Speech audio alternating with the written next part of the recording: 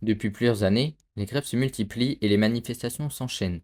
Avec elles, un phénomène de tension palpable entre ceux qui luttent pour leurs droits et ceux qui subissent les perturbations. J'ai vu sur le site qu'il y a des perturbations. Donc globalement, moi je crois que le train il n'a rien de prévu. Par contre, quand j'ai pris mon billet, ils m'ont demandé de mettre mon numéro de téléphone et mon adresse mail. Comme ça, s'il y avait un problème, ils pourraient me prévenir. Planté dans une gare de merde avec pas de bus, pas de taxi, pas d'Uber. Donc en fait, il a fallu que j'appelle quelqu'un pour venir me récupérer. Moi, il y a des trucs qui me gênent un peu sur la grève, quoi. C'est-à-dire que quand le service minimum est assuré, ça va.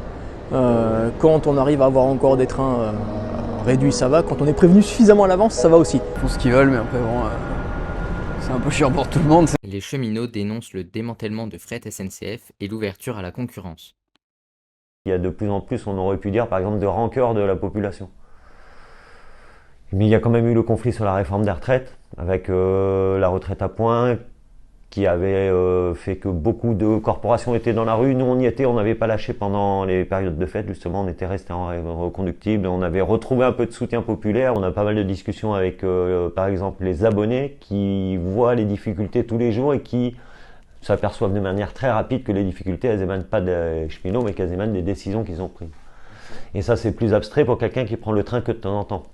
Au final, seul un véritable dialogue entre usagers et grévistes pourra permettre de trouver un équilibre.